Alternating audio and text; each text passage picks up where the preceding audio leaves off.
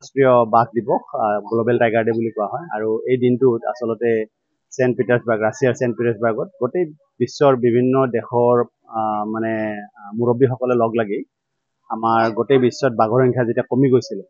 2004 চন মানত লগ লাগি পেলাই তেতিয়া সবে ডিক্লেয়াৰ কৰিলে যে আমি বাঘৰ সংখ্যা বঢ়াব চেষ্টা কৰিম বাঘ থকা জাগাবিলাকৰ যিবিলাক পৰিৱেশ তন্ত্ৰ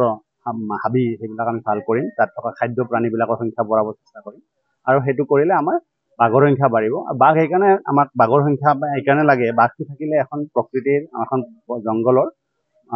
যেটো মানে ভাৰসাম্যতা সেইটো ভালে থাকে আৰু সেইটো ভালে থাকিলে আমাৰ দাঁতি কাষৰীয়া বা দূৰলৈকে থকা মানুহবিলাকে তাৰ যেটো লাভালাভ জংগলৰ যেটো লাভালাভ যেনে পানী খৰি বা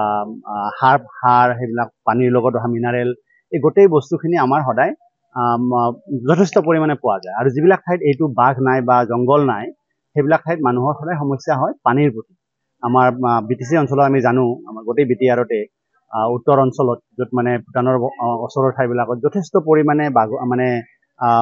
জংগল আছিলে আগতে সেইবিলাক নোহোৱা হৈ গ'ল আৰু তাৰ ফলত আমাৰ যেটো পানীৰ সমস্যা গোটেই সকলে ভোগ কৰি আছে আৰু সেই সমস্যাটো এতিয়া লাহে লাহে সমাধান হ'ব বুলি ভাবিছো কাৰণ মানাহ আকৌ ঘূৰি আহিছে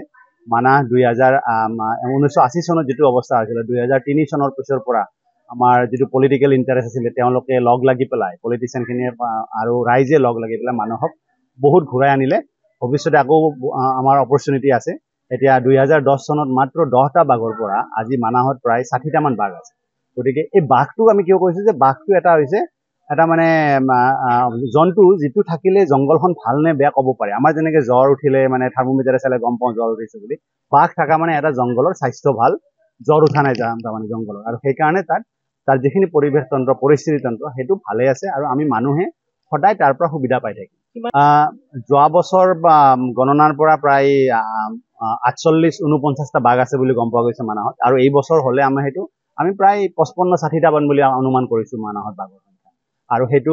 2014 চনৰ পৰা চাবলৈ গলে 6 গুণ বেছি বৃদ্ধি হৈছে গতিকে মানাহ গোটেই বিশ্বত এনেকুৱা এটা ঠাইত য'ত মানে সবে চেষ্টা কৰিছে দুগুণ বঢ়াম বুলি আমি 6 গুণ বঢ়াবৰ চেষ্টা মানে সফল হৈছো মানাহৰ অঞ্চলত কাম কৰা মানুহবিলাকে মানাহৰ বন বিভাগে হওক বা জাতি কাষৰীয়া গাঁৱে হওক বা আমাৰ বিটিআৰ মানে চৰকাৰে হওক তেওঁলোকে যথেষ্ট অসম চৰকাৰৰ লগ লাগি ভাৰত চৰকাৰে যেটো আমাৰ NTCA বুলি কয় নেশনেল টাইগাৰ কনজাৰভেশ্যন সবে লগ লাগি বাঘৰ সংখ্যা বৃদ্ধিত মানাহ অন্যতম এটা আমি ইয়াত বিশেষকৈ আমি দুটা কাৰ্যসূচী লৈছো এটা হ'ল আমি ৰাইজৰ লগত আলোচনা কৰিব বিচাৰিছো অলপমান বাঘ সংৰক্ষণৰ কাৰণে তেওঁলোকৰ যথেষ্ট বড়ো সমাজত যথেষ্ট পৰিমাণৰ কালচাৰেল মানে লিংক আছে বাঘৰ লগত ট্ৰেডিশনেল লিংক আছে তাৰোপৰি আমাৰ ইয়াত আজি মানাহনক বচোৱাত মানাহনক ৰিকভাৰী কৰাত কেইবাজনো মানুহৰ গুৰুত্বপূৰ্ণ ভূমিকা আছে আৰু তেওঁলোকক আমি অলপ সম্বৰ্ধনা জনাম বুলি ভাবিছো আজিৰ এই দিনটোতে দ্বিতীয়তে আমি ইয়াত এটা আলোচনা চক্ৰৰ ব্যৱস্থা কৰিছো য'ত ৰাইজে অংশগ্ৰহণ কৰিব আৰু কেইজনৰ বিজ্ঞ ব্যক্তিসকলক মাতি আনিছো আমি তেওঁলোকে বাঘ আমাৰ ৰাইজ আৰু আমাৰ সমাজ ব্যৱস্থা আমাৰ যেটো কি বুলি কয় কালচাৰ আমাৰ যেটো ট্ৰেডিশন সেইবিলাকো লগ লাগি গোটেই উত্তৰ পূব ভাৰতত বাঘ কেনেকৈ সংৰক্ষণ হৈ আছে সেই বিষয়ে অলপ আলোচনা কৰিম উপস্থিত আছে আমাৰ ইয়াত CHD মানে আমাৰ council head of the department forest ডিপাৰ্টমেন্টৰ পৰা তাৰ পিছত আমাৰ উপস্থিত আছে DFO director Manas tiger reserve আমাৰ উপস্থিত আছে এডিশনাল SP তাৰ আমাৰ উপস্থিত আছে retired field director Shri Hiranya Kumar Sharma এজন মানুহ বেছি হৈছে আজি আমাৰ উপস্থিত যিকোনো খবৰৰ বাবে যোগাযোগ কৰক 7099017330 আৰু 7099017110 নম্বৰত